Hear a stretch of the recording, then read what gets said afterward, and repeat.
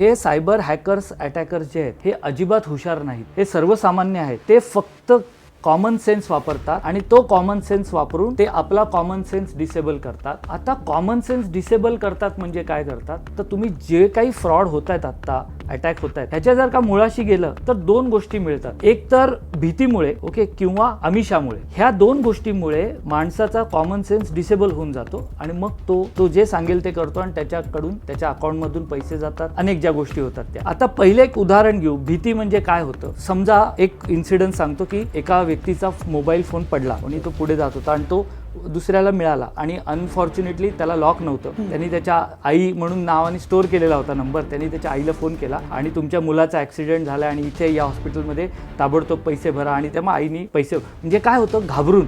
बरोबर.